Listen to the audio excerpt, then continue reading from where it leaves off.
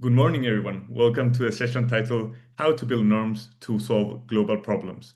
Building norms is an essential tool to solve global problems.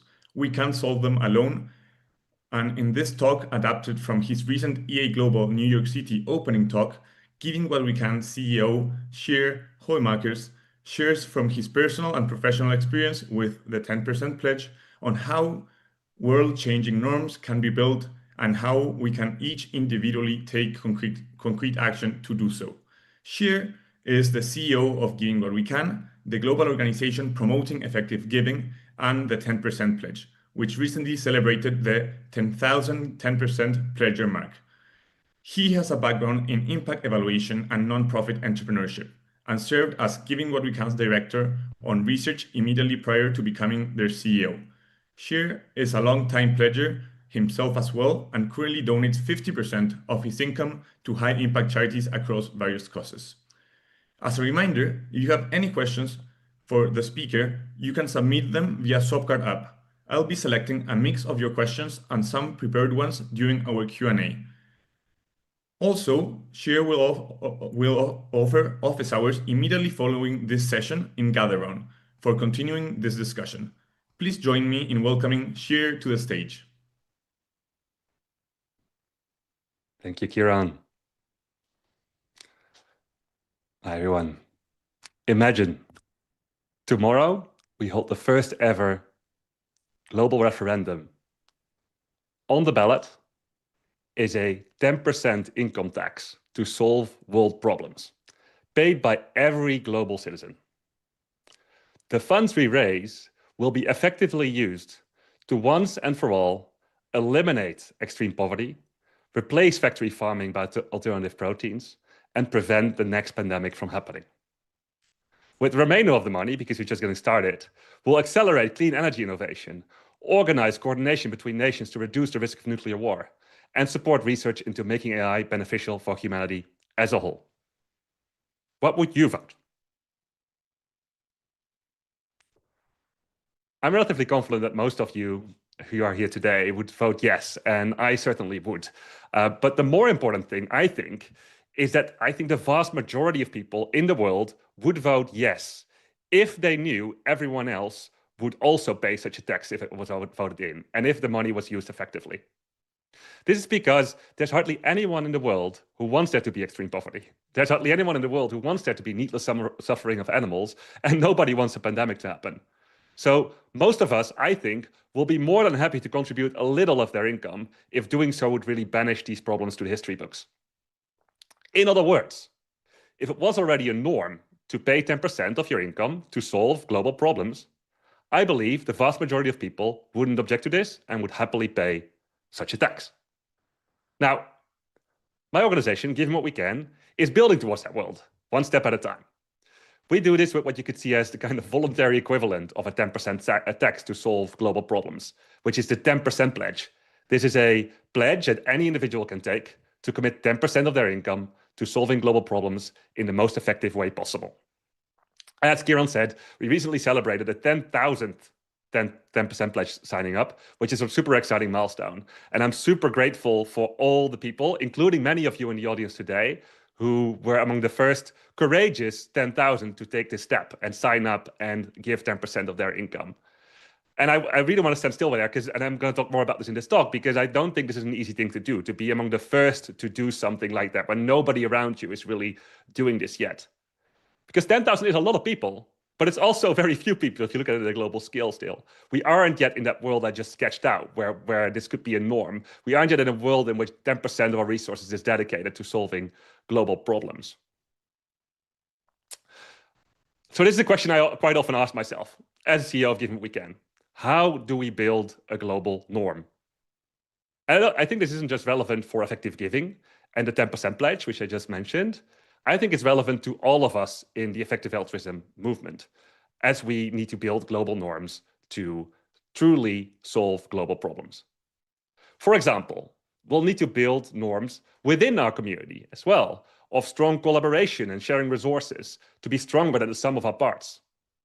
And beyond our current movement, we need to make it far more normal for people to dedicate their careers to solving global problems in addition to some of their financial resources. And even broader than that, if we really want to solve these problems, we'll need to reinforce norms that can actually help solve them directly, such as people getting vaccinated or voting for governments that actually care about solving these global problems. So today, let me share with you what I've learned about how we can build norms, both in my personal and professional life. This is me, a 10-year-old, just heading into my final year of primary school. I, as you can see a little bit here, was a real nerd. I loved reading fantasy books, and the book you can see me holding here is actually the third volume of Tolkien's Lord of the Rings in Dutch, because I'm from the Netherlands. I love playing board games. You can see Mahjong here on the table. And yeah, it was in some ways a nice time, but it also wasn't necessarily the easiest time of my life. At school, I was shy, I wasn't popular, I was at times bullied. I had a difficult time trying to fit in, basically, as many of us do at this age. And I remember one night in particular where we had a primary school party, and I was scared and nervous. I didn't know how to fit in. I didn't know how to behave. And there was a girl in my class who I really liked. But there was a dance happening, and one thing I definitely didn't even cross my mind would dare to do is invite her onto the dance floor. However, that same night, that's why I'm sharing this story, that same night is the first time I remember that I dared to do one other thing, which is actually getting onto the dance floor myself. I stepped onto the dance floor, started dancing with people around me, and found out that I actually really enjoyed this. And I'm sharing that because I think the dance floor actually presents a really powerful metaphor for building norms and movements more generally. One way I like to think about building norms is how do we fill up the dance floor for doing good? Now, you might think, why? Why are you thinking about this? Well, I'm going to share a video with you that I think illustrates this really well.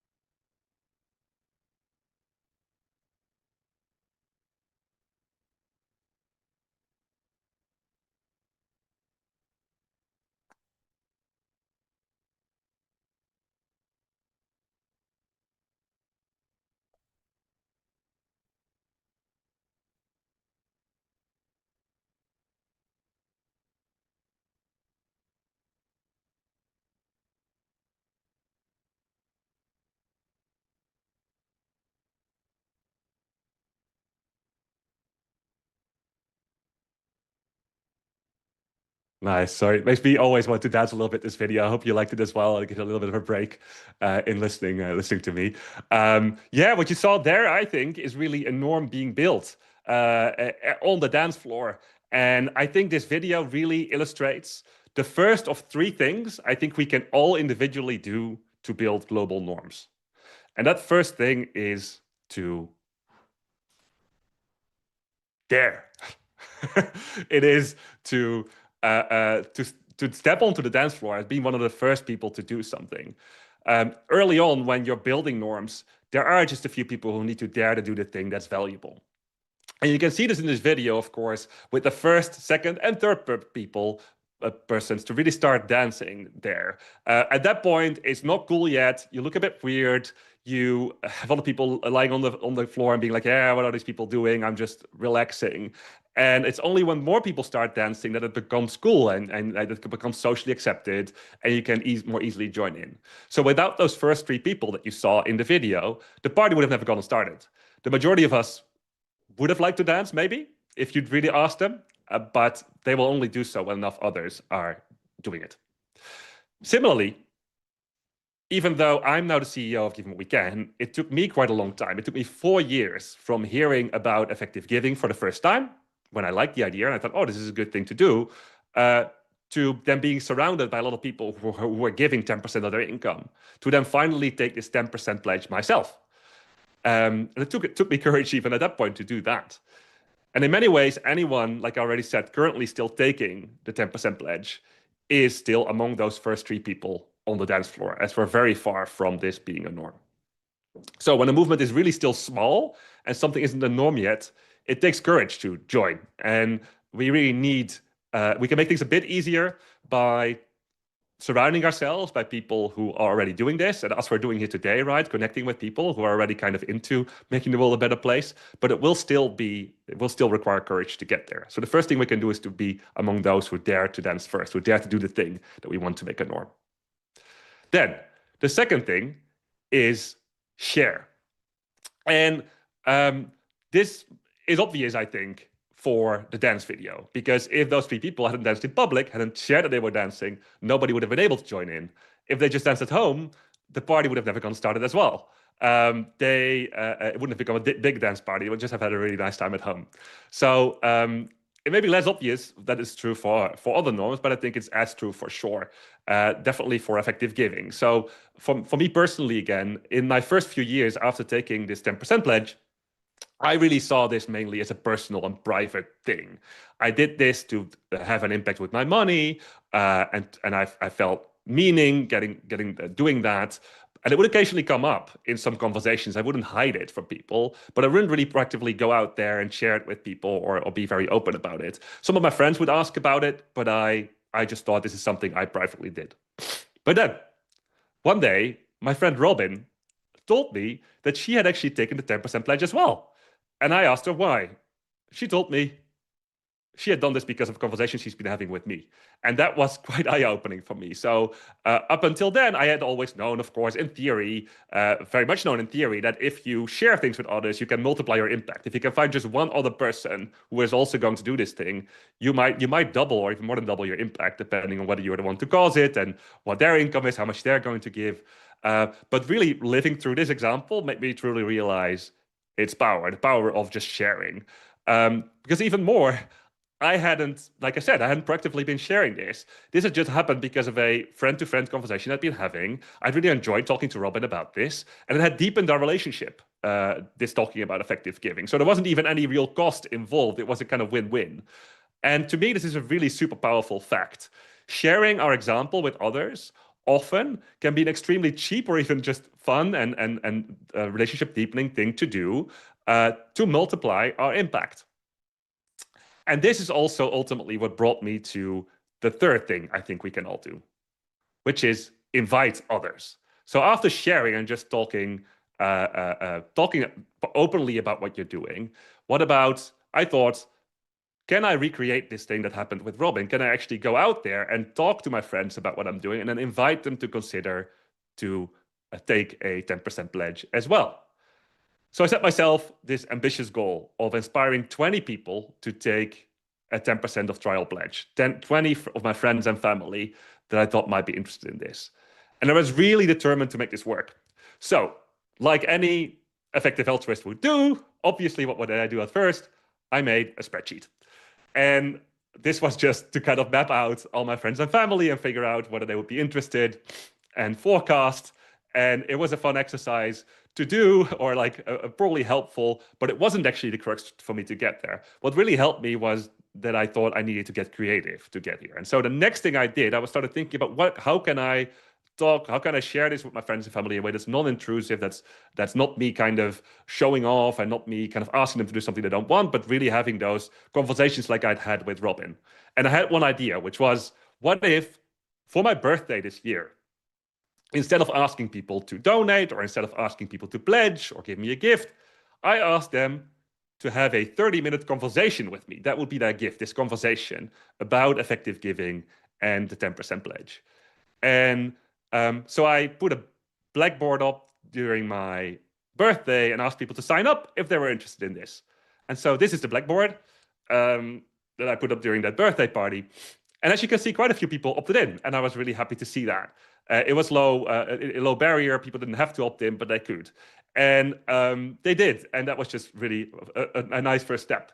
But then I had these conversations, and I ended up having conversations with 11 of the people on this board. And those conversations were even more of a positive surprise, because what I learned during those conversations is First of all, that again, these were really rewarding conversations. These were conversations of me sharing something that I really cared about, like an important part of my life with some of my closest friends that I until then thought, oh, might not be as interested in this because we connected over different things. But they were.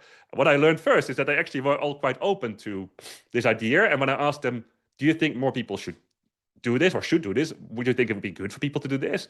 They almost invariably said, yes, this is great. I really like this idea. Tell me more. And then the most important thing I learned when I invited them to consider this, so when I just asked them, have you ever considered this for yourself? Why yes, why not? They thought, and many of them actually were very open to considering it for themselves. And they just had one or two things that were blocking them, which we could sometimes even resolve in the same conversation, just some misunderstandings or things they didn't know about yet. They just had never been invited to do this. They never had a moment where it made sense for them to think about this. And so, of the 11 people I had a conversation with, 6 of those ended up taking a trial pledge or a 10% pledge over the next few months. And this worked really well. And again, also deepened my relationship with these people. Now, at the end of that year, like I said, I set a goal and I did various other things. This was just one example of something I tried. I ended up inspiring 37 people to take a pledge that year. And this whole experience was just a lot of fun and rewarding. To me, it illustrates the power of this idea of inviting people, not pitching, saying like you should do this, but just inviting people to join as a way to supercharge the multiplier that can be had through sharing.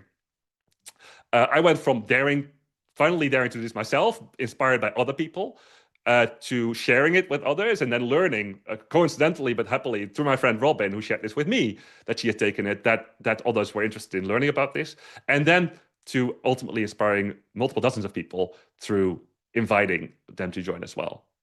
And I really believe these lessons don't just apply to dancing or effective giving. I think they can apply to any norm or movement we're trying to build in this world. So, next up, let's try to put this into practice.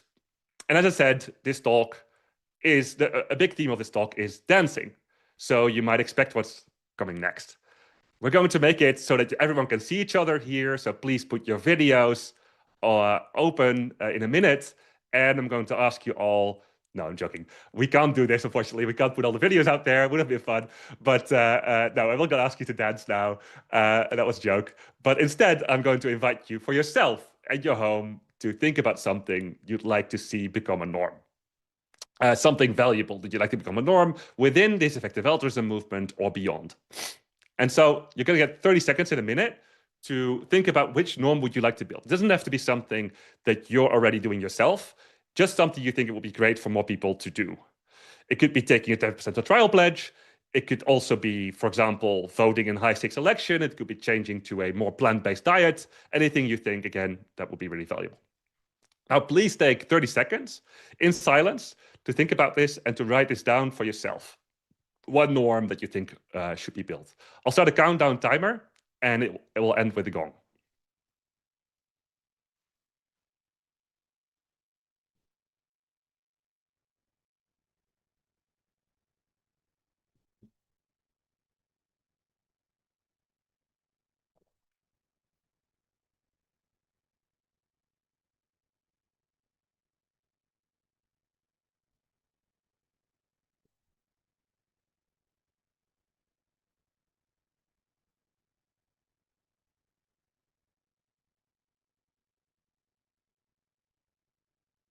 All right, thank you. So next up, I'm going to ask you to write down one share, or invite action related to the norm you just wrote down.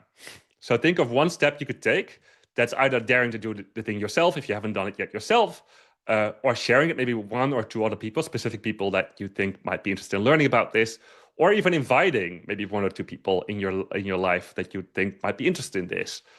So again, please take 30 seconds to think about this and then write it down.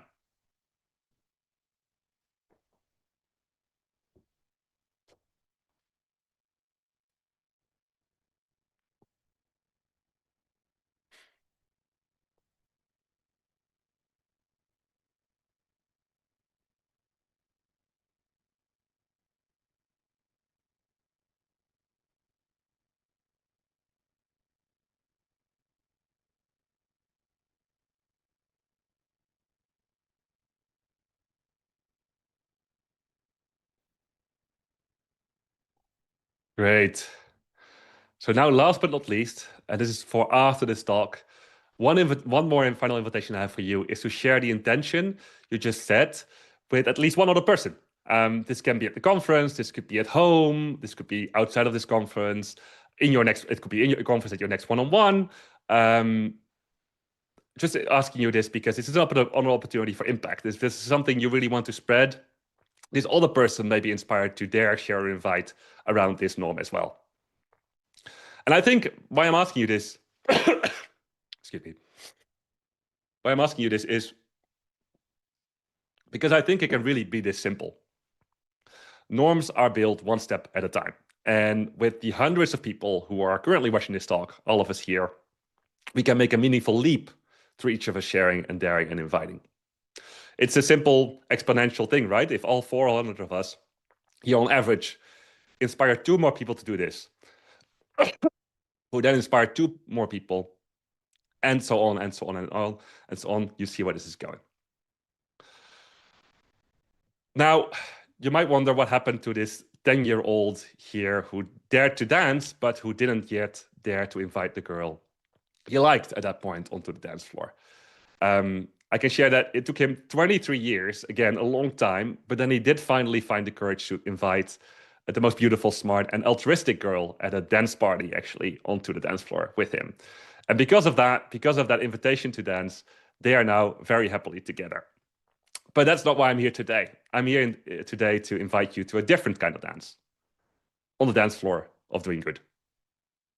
Together, we can dare to do the things that are needed to solve global problems. Share that we're doing them with others, and invite others to join us. Together, we can build the norms that will help solve problems like extreme poverty, factory farming, and pandemics. Together, let's fill up the dance floor for doing good. Thank you very much. Thank you so much, Sjir, for that insightful presentation. We now have some time for questions. So if you have any question for Sjir, please share it through the Swapcard chat. I have a question for you personally. So building a norm around giving 10% to solve world problems is an ambitious goal. So what types of things are you and Giving What We Can currently doing to get there? Yeah, it is a very ambitious goal. And so we're working very hard with a very ambitious team and idealistic team to get there. We're doing many things, but let me maybe highlight 2 or 3 things. So one is we're at these types of conferences because we know there's a lot of people here who might be actually interested in this type of thing, because it's one of the ways in which you can have a lot of impact on the world through your income. So we're having at the virtual conferences, but also in the in-person EA Global and EA Global X conferences, we often have a booth where we talk to people about what this entails and what this could mean for them. And we see that works really well. So at the past few EA Global conferences, we've seen that about 10% of attendees of those conferences have taken a pledge at the conference itself, because they learned about this. And so it's not too surprising in some ways, because of course, a lot of people who are here are already quite open to this and just need to learn about this or get the invitation. So that's one thing we're doing, really reaching out to people who are already quite interested, like those here today. Then a very different thing at the other end of the spectrum is we're working together with people with a large reach to new audiences, to reach those new audiences. So for example, this week, one thing I'm really excited about is that we've launched a partnership with Jose Gonzalez, the Swedish singer, that some of you might know. And he is now broadcasting. He's a 10% pledger, has been for many years.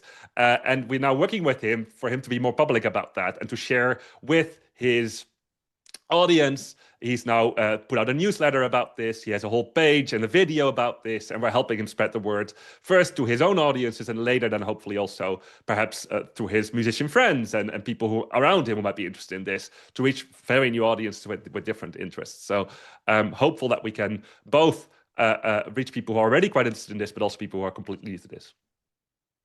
That's amazing. And why do you think effective altruism, effective giving isn't a norm yet? What is keeping so many of us from doing it already? Yeah, so I mean, this is why I'm so optimistic and why I'm doing this job, I think. My personal experience is really that it's largely because a lot of people haven't been invited yet or haven't heard about this yet, don't have the information. this is my experience of talking to people. I've hardly ever heard someone say this is a bad thing or doesn't make sense or I don't want to save a life for a couple of $1,000s if I can.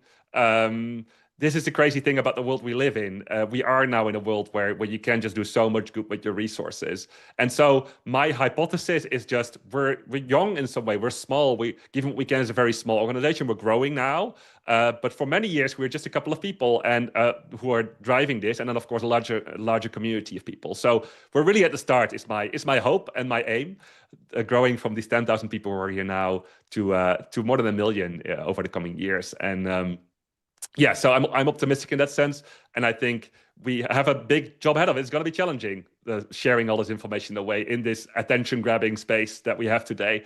But I'm hopeful with collaborating with others, with other organizations, and with people like Jose. I think we can really try to do this, and nobody's ever tried yet. So let's do it. Yeah, that's great. And I hope you can get some pleasures from EA Connect as well. Now going into some questions from our audience, we have one regarding the vegan movement. So they tell us the vegan movement has been trying to do this for a decade with very limited success. And she asked, why do you think that is the case? And if you think effective giving, like veganism, has a glass ceiling? Yeah, it's a great question, actually. It's a good comparison. So I'm not like an expert historian or something of the vegan movement. So my knowledge there is limited. Obviously, I've thought about this question a fair bit. But I do think there are some differences between the vegan movement, which, by the way, I also very much support. I eat plant-based myself. But I think there are some things that make the vegan movement a bit more difficult to grow than the effective giving movement. There are some kind of historical things about, for example, it depends on the country you live in. So, for example, in the Netherlands, where I live, being a vegan is very much associated with political views as well, and that can be a limit, which effective giving I don't think is too strongly yet. But it will be a challenge of its growing. There is a reputation, unfortunately, of kind of it being a bit more extremist or put aside as something extremist rather than a norm. That's also a historical contingency. And of course, there's been efforts against this, and I'm hopeful that that will help. I think that the vegan movement also, and that's something we're really trying to do well with effective giving. What I've seen in people around me who I've also tried to inspire to go vegan as well, is that people feel judged and people feel like, oh, you're telling me that I'm committing this atrocity. And that's not really, that creates cognitive dissonance, right? It's not something you want to live in. And so I think the way I frame also veganism and also effective giving is really as an opportunity to do a lot of good rather than as, oh, you're guilty now, and then you have to watch in the mirror and change your mind. So I think effective giving, more so than veganism, has this opportunity of being like, hey, you can commit your income and it's an opportunity for you to contribute. So those are just some differences that I think make the ceiling maybe a bit higher. Again, when I've talked to people about this. Also, maybe one last I'll mention is a big difference is that veganism, of course, is committed to one cause or maybe a few causes like animal welfare and climate change and the likes.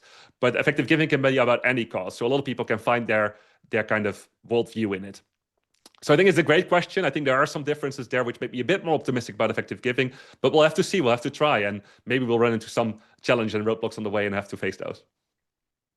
Yeah, thank you. Thank you for your answer. And we also have a question regarding a little bit the norms you discussed about. So Xi asked, how do we ensure the philanthropic norms we build will respect the diversity of humanity?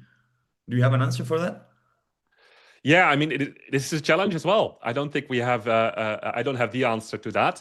I think one thing the 10% pledge does well to some extent is that it does at least allow for various worldviews, and it allows for philanthropy to be a bit more democratized, because I think a lot of people who are, say, the median, the kind of average, let's say the average a high-income country inhabitant think, oh, the billionaire should give more, I'm not going to give more. But what we're trying to show is that people who live in these high-income countries, who kind of have a normal life in these high-income countries, are among the few percent richest people in the world, and maybe can take some of the responsibility as well, and can do a lot of good with their money if they do this. And so we're, I think, improving the situation from where it would otherwise be if everyone's just relying on a few ultra-rich people. So I think it's a step in the right direction. I think still you'll end up with people who are disproportionately, of course, elected in a way by how much money they have. And so I think that is a problem of philanthropy more generally. I think we need it, though. I think we can use philanthropy then to build institutions that are much more democratized and take into account a diversity of perspectives. And I think it's a step in the right direction.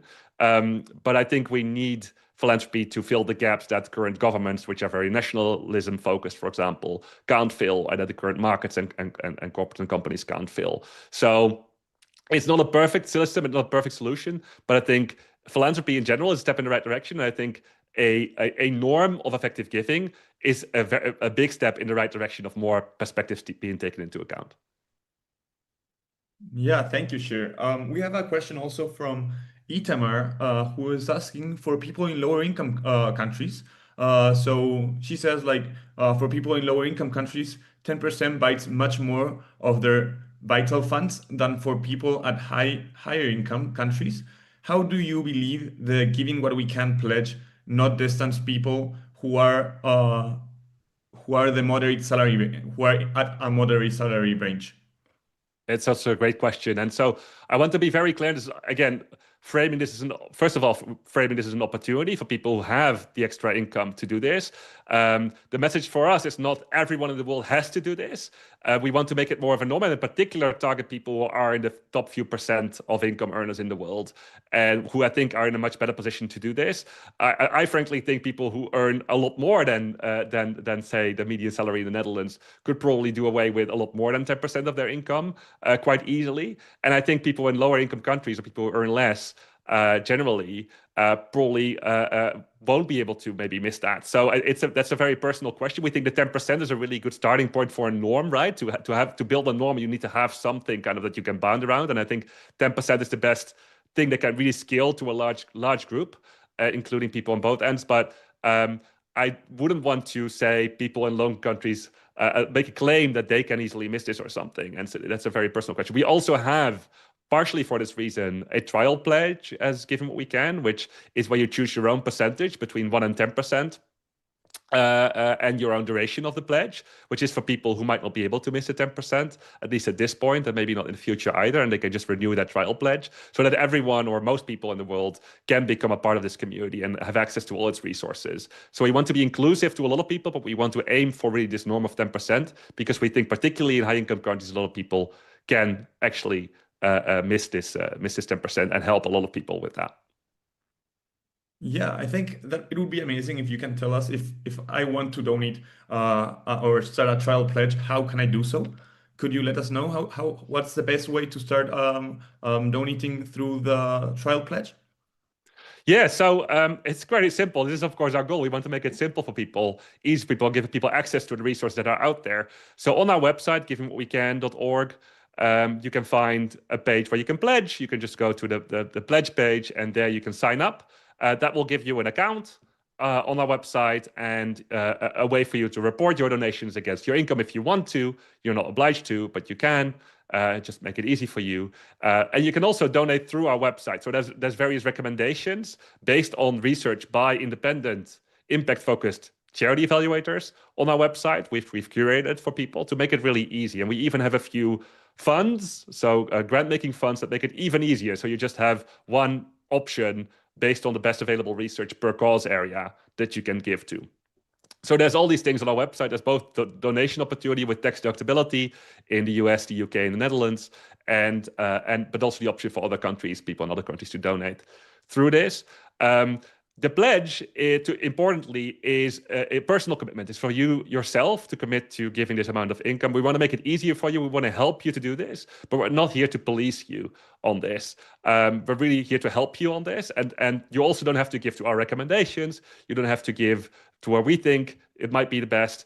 We want to help you give where you think you can have the most impact and provide resources for that. And that's also a misunderstanding some people sometimes have. It's not like we're trying to get people to give to or through Given What We Can necessarily, but we want to make it easy for people to get started on this and offer resources also on educational resources on effective giving so that you can look more further into this yourself. So the easiest way is just to go to givingwhatwecan.org and there take a pledge, a 10% pledge or a trial pledge. And the trial pledge, like I said, can start from 1% for 6 months if you want to really just give it a quick try and then go from there and become part of this really exciting and inspiring community of people which is now nearly 12,000 strong, including trial pledgers. That is and growing really rapidly. So yeah, very much invite you, of course, to join. Yeah, thank you. As Sjir said, you can learn more in givingwhatwecan.org. We have a lot of questions coming in. So we have a question from Shanil asking, what can our movement do to figure out if giving pledge being shared within the same circles of people? Is the pledge, for example, is the pledge more prevalent in Europe and in middle to upper classes than other regions and income strata? If so, any tips on getting into a new circle of people?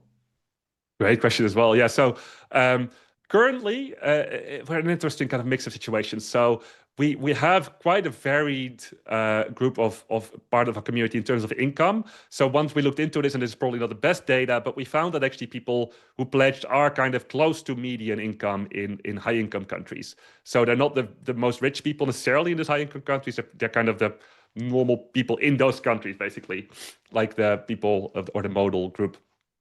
But yeah, it's mostly high-income countries currently. This started alongside the broader EA movement, mostly in the UK and the US.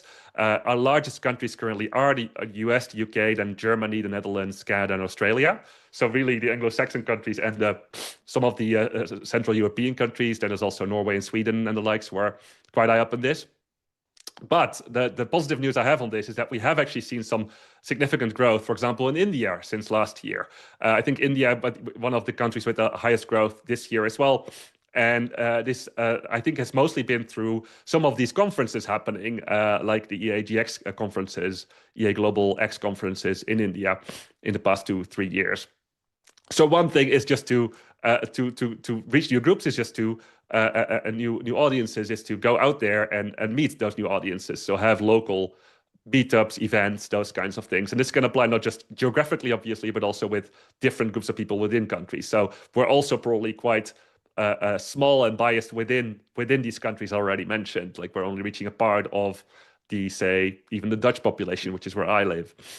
So my biggest tip in a way is to just actually connect through people. I think as soon as there's a few people in a certain group that are inspired by this, they can be the one to dare, share, and invite, and that will bring in other people. And that's mostly how this spreads, is through people talking to each other and going out there. And like I said, the way we are trying to do this is also to partner with people who have a large reach in certain audiences. Obviously, we do this in a prioritized way. So we try to reach audiences first that are able to miss an income and might be interested in this. But we're trying to really make this a broad movement, as well as our goal is to make effective giving a norm, not just among those most privileged. So yeah, those are a few thoughts on that topic, but it's a really big topic. So thank you for bringing it up. Great. Yeah, big shout out to the India community. We have Lorenzo saying outside his day job, he's trying to become an Earth Best layperson advocate for effective giving. So he asked, of the 37 pledges you helped drive, what were the most unconventional things you did that were effective? What mistakes did you make that you changed over time? Oh, good question as well. So the birthday party example for me was maybe one of the most unconventional things in a way. I think I don't. This is actually the thing. I don't think so. They have to be so unconventional. It can be as simple as inviting people. This is kind of my takeaway of all of this. Is it just having the conversation is hard. You just need to take a moment, and it's awkward for a little people stepping over this question and sharing this publicly. Because again, for example, in my case, in the Netherlands, it is quite awkward, and it will be frowned upon sometimes to share that you're giving, or people think it will be frowned upon. They think, "Oh, I don't want to show off that I'm doing this. I don't want to make people feel judged that they're not doing this, so I won't talk about it." So I think taking that step is just the main thing to do, and you can do that in a kind of playful way, for example, through a birthday present like that.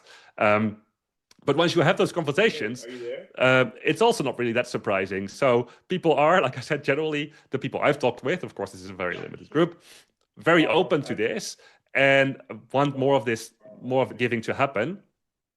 But they often just don't know about things. The things that have gone, like I think a good question of what mistakes have I made. So it is just challenging. Let's see, what's probably the best example of this?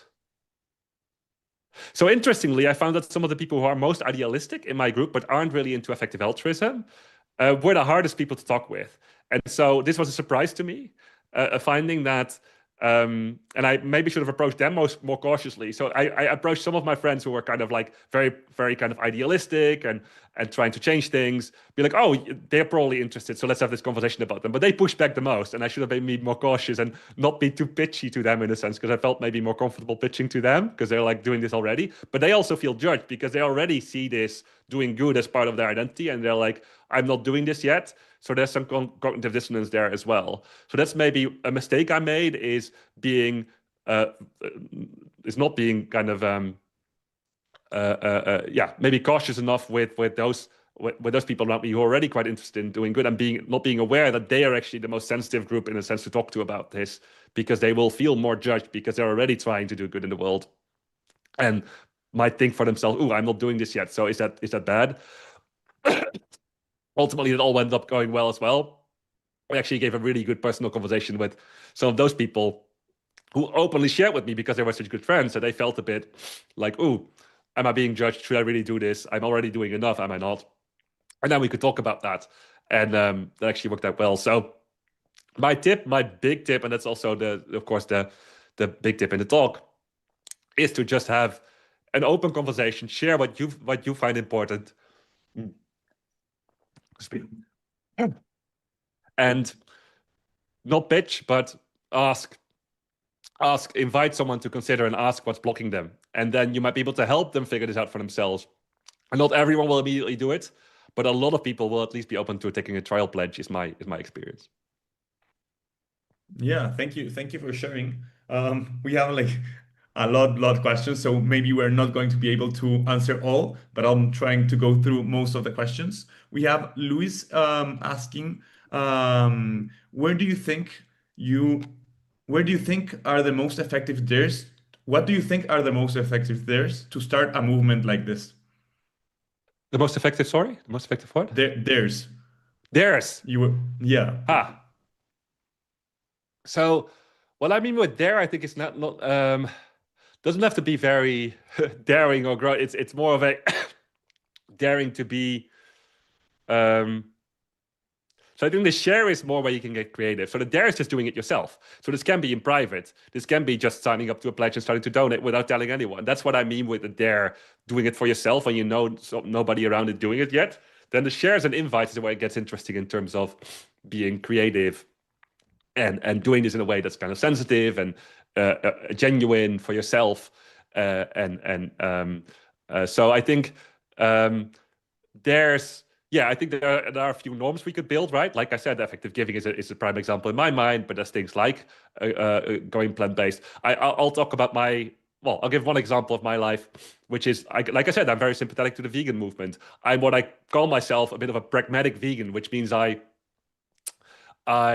generally eat vegan. I don't buy things that are not plant-based, but I'm not, if something is left over, I'll eat it because I find it a shame if it's thrown away. And I'm also going to say, oh, sometimes I have eaten meat or I have eaten dairy products or things like that. And that makes it, I think, more easy for people who aren't vegan to connect with me because they feel less judged because they're like, oh, you still also eat some of this and it's your preference and it's fine. And then we can have a conversation about that. So that's one way in which I do that there, and being vegan in a way that's, I think, less controversial to others. But that doesn't mean I don't think the kind of more strict, just fully being vegan, being very clear about that cannot work really well as well. I think you need both groups of people. You also need the radicals, the people who are just really strict about this. So this again goes more into the share territory in the way I talk about it. It's like, how do you share what you're doing, and how do you do what you're doing? I hope that answers the question a little bit. I'll try to keep it a bit more concise going forward because I know we have lots of questions. Yeah, no problem. Yeah, I think it answers the question perfectly. And we have Deborah asking, hi, she says, hi, I would like to ask a question about the transparency of the money. How is it provided? How is it provided for the ones that join? Also, if possible, give real example of where and how the money gathered so far was applied. And lastly, how else can someone collaborate but with the problem solving part? Yeah, great. So, uh, we have everything basically on our website on this. We have a transparency page where you can find a lot of information. In particular, I want to stress that people who take a pledge don't have to give via Giving What We Can. So it's not a pledge to give What We Can or through Giving What We Can. Like I said, we just want to make it easy for people. So we offer a service in a way to make it easy for people for their money to end up in places where they can do a lot of good, but they don't have to give us money in any way or any shape or form. They can, and many do. So on our website, like I said, you can donate to our website. We will then collect that money, and on a quarterly basis, and there's reports on this on our website, we'll distribute this money, grant it out to organizations working all around the world on global problems. For example, there's an example you might have heard before, but the example, it could be used to buy bed nets to prevent malaria. And so then it will be distributed, in this case, to the Against Malaria Foundation, which is another organization which is very transparent about how it does this. On their website, they show you exactly where the money goes, which regions, how many nets are bought, and the likes. And so we will first collect the money. We will do all the due diligence on the organization we work with and make sure we're all legally compliant and the money is sent well. We are audited as well in the UK and US. And we will send the money out and to these organizations who will then use it to buy bed nets and distribute bed nets to people, which then can use it to prevent malaria in their situation. And we do this for various organizations globally. I'm not really sure I understood the last bit of the question there, Kieran. Is that something, the collaborate part of solving problems? Yeah, so the last question was how else can someone collaborate but with the problem solving part? I mean, there's the whole conference, of course, is hopefully has a lot of starting points for that. I've been talking a lot about effective giving because that's where what I'm working in. But there's so many ways, of course, you can dedicate your career to and your resources generally, your network, your skills to doing good. And I hope you'll find some really good examples of that in the rest of this conference. Thank you, Sjir. So we have time for only one more questions. The rest of the questions, Sjir will be happy to answer them on his office hours. We have a really upvoted question by Wen. It's a quite long one, so please give me just 1 second to read it, the whole question. So Wen says, various academic disciplines stress that norm emergence depends not only on individual entrepreneurial action, but also on structural constraints, power asymmetrics, and mechanisms of enforcement. How does your dance floor framing integrate these more complex forces and address collective action problems so we don't reduce norm diffusion to simple social imitation? Is there not also reliance here on a pre-existent shared norm and cultural values in this framing? Might there be tangential work required in that regard? I can break down the questions if you prefer. Wow.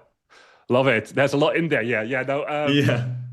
maybe, I mean, I could do an analysis of the dance floor here. I think that probably will break down at some point, the dance floor analogy here, right? That's the kind of simple version of this. I do think the question is really good in reply to effective giving and some really good points in there. And all the norms that there are institutions needed, incentives needed, constraints needed. And so as Given What We Can, we're trying to contribute to building that ecosystem, if you will, that makes sure that it scales well. So, for example, the pledge itself is really designed for this. So it's explicitly a very flexible norm, so that it allows for people, for example, from different worldviews and different backgrounds to tailor it to their way of doing good. And that's one example of how we're trying to prevent, for example, Given What We Can as an organization, getting too much power here, right? Like we could also be trying to make it a norm to give to Given What We Can or to give to specific causes. And we don't want to do that in part because we don't want to build a system that puts all the power in the hands of a few people, or in this case, our own organization. And so there's various questions like that, where you're trying to scale something up and make it bigger and more powerful, where you want to already think now about how do we scale this in a way that's responsible and ultimately does best for the world. And the pledge is a distributed ownership, ultimately, of power here. Not perfect, like we discussed in a previous question, because you still have more power in the way for people who are more wealthy because they are contributing the money. But I think better than the current systems we often have in place. I could talk a lot more about this, about the ecosystem, about evaluators, and what we're doing to kind of improve incentives there, so that we keep looking really for the most impactful things and not just for things that seem impactful. But that's, I think, a broad topic. Happy to talk about that in the office hours, because I think we need to stop here. Yeah, well, that's all the time we have for now. But I incentivize Claudio, Liam, Graciela, Osmani, Rebecca, that had so many questions written down in the chat, to join us for the office hours. We're having straight after this talk on Gather Round. You can access Gather Round through the event agenda. And I want to thank you, Sjir, for joining us at EA Connect. Thank you Thank you, so Kira. much for being on the conference. And thanks for everyone tuning in. Bye, everyone. Have a nice conference.